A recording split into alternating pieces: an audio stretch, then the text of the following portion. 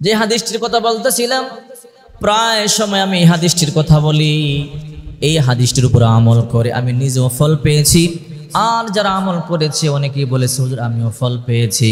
অর্থাৎ যখন আপনার টাকা লাগবে, পয়সা লাগবে, ধন সম্পদ লাগবে, রিজিক লাগবে, আল্লাহর কাছে এই আমলটি করে আপনি চাবেন, আল্লাহ পাক অবশ্যই আপনার দোয়া মঞ্জুর করবেন।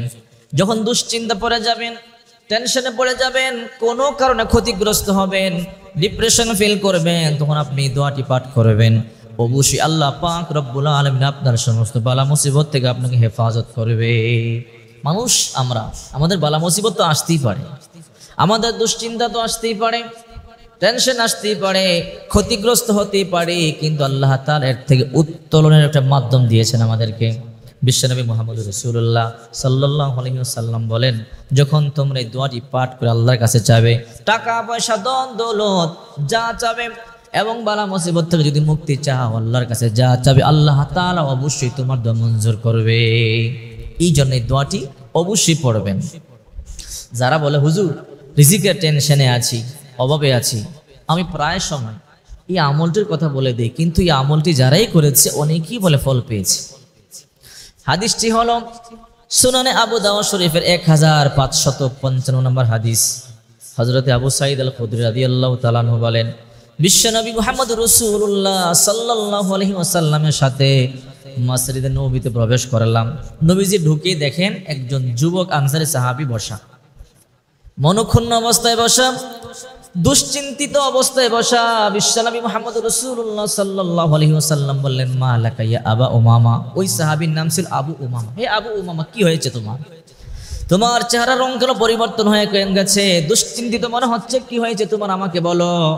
ওই সাহাবী বলল, আল্লাহর পয়গম্বর, দুশ্চিন্তা পড়েছি, টেনশনে পড়েছি, অভাব অনটন আমাকে চেপে ধরেছে, আমি অনেক ঋণগ্রস্ত হয়ে পড়েছি। বিশ্বনবী, এই জন্য আমি টেনশনে মসজিদে চলে এসেছি, বাড়িতে থাকতে পারলাম না। বিশ্বনবী মুহাম্মদ রাসূলুল্লাহ সাল্লাল্লাহু আলাইহি ওয়াসাল্লাম বললেন, তুমি ধৈর্য ধারণ করো, আর আমি তোমাকে এমন কিছু আমল শিক্ষা দিব কি, তুমি যদি আমলটি করতে পারো, কিছু তাসবিহ, কিছু বাক্য তোমাকে শিক্ষা দেব, যদি তুমি এই বাক্যগুলো পড়তে পারো, অবশ্যই আল্লাহ পাক রব্বুল আলামিন তোমার দুশ্চিন্তা দূর করে দেবে, টেনশন দূর করে দেবে, অভাব দূর করে দেবে, আর তোমাকে অঢেল সম্পত্তির মালিক বানিয়ে দেবে, যেন তুমি দ্রুত ঋণ পরিশোধ করতে পারো। বর্তমানে আমাদের তো এই সমস্যা বেশি, তো ঋণগ্রস্ত হয়ে পড়েছি, নতুবা ব্যবসায় ক্ষতিগ্রস্ত, অথবা অভাবের মধ্যে আছি, দুশ্চিন্তা, টেনশন, পেরেশানিতে আছি। এই হাদিসটির উপর আমল করবেন। আমি আবারও বলছি, সুনানে আবু দাউদ শরীফের 1555 নম্বর হাদিস।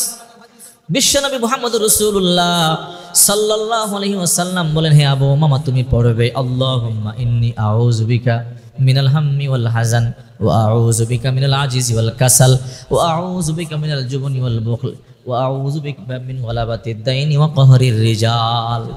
রাসূল বললেন, তুমি পড়বে বেশি বেশি, আল্লাহ অতি দ্রুত তোমার সমস্ত মুসিবত দূর করে দিবে, দুশ্চিন্তা, টেনশন, পেরেশানি দূর করে দিবে, আল্লাহ তোমাকে অঢেল সম্পত্তির মালিক বানিয়ে দিবে, যেন দ্রুত ঋণ পরিশোধ করতে পারো।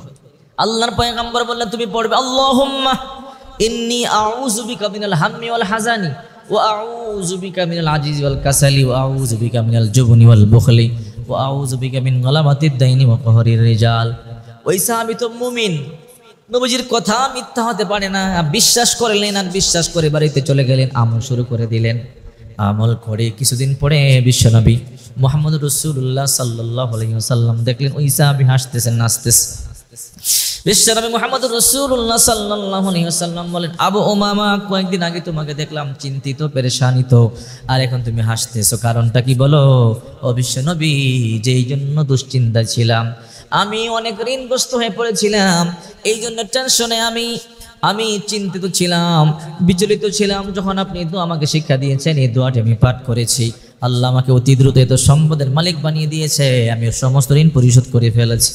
বিশ্বনবী, আমি এখন অনেক সম্পত্তির মালিক, আমার অভাব নাই, টাকা পয়সার কোনো অভাব নাই। বিশ্বনবী মুহাম্মদ রাসূলুল্লাহ সাল্লাল্লাহু আলাইহি ওয়াসাল্লাম বলেন, হে দুনিয়াবাসী, যদি তোমরা এই আমলটি করতে পারো, অভাবের সময় যদি আমল করতে পারো, অভাব দূর করে দেবে, টেনশনের সময় যদি আমলটি করো, টেনশন দূর করে দেবে, যে কোনো বালা মুসিবতের সময় যদি পড়ো, আল্লাহ বালা মুসিবত দূর করে দেবে। অর্থের প্রয়োজন, এই আমলটি করে আল্লাহর কাছে অর্থ চাইলে আল্লাহ তাআলা দিয়ে দেবে। অর্থাৎ যখন যেটা প্রয়োজন, এই দোয়া পড়ে আল্লাহর কাছে চাও, আল্লাহ অবশ্যই তোমার দোয়া মঞ্জুর করে নেবে। সুনানে আবু দাউদ শরীফের 1555 নম্বর হাদিস। আরেকটি হাদিস বলে দেই, রিজিক বৃদ্ধির দোয়া বিশ্বনবী মুহাম্মদ রাসূলুল্লাহ সাল্লাল্লাহু আলাইহি ওয়াসাল্লামের কাছে যখন বলতেন সাহাবীরা, বিশ্বনবী রিজিকের অভাবে আছে, টেনশনে আছে, বিশ্বনবী মুহাম্মদ রাসূলুল্লাহ সাল্লাল্লাহু আলাইহি ওয়াসাল্লাম তখন বলতেন, তুমি পড়ো লা হাওলা ওয়ালা কুওয়াতা ইল্লা বিল্লাহ, লা হাওলা ওয়ালা কুওয়াতা ইল্লা বিল্লাহ। এই দোয়াটি বেশি বেশি পাঠ করবে, আল্লাহ পাক রব্বুল আলামিন তোমাকে অডেল রিজিক দান করবে, বেহিসাব রিজিক দান করবে। ইন্নাল্লাহা ইয়ারযুকু মান ইয়াশাউ বিগাইরি হিসাব, আল্লাহ তাআলা বেহিসাব রিজিক দান করবে। রিজিকের মালিক তো আল্লাহ, আল্লাহ ছাড়া কেউ রিজিক দিতে পারে না। এই কথা বলবার পরেই সাহাবীরা আমল করতেন, আসলেই রিজিকের অভাব কোনোদিন করতেন না। যদি আমরা সঠিকভাবে আল্লাহর গোলামি করতে পারি, রাসূলের সুন্নাতগুলো আদায় করতে পারি, তাহলে রিজিকের টেনশন আমাদের করতে হবে না।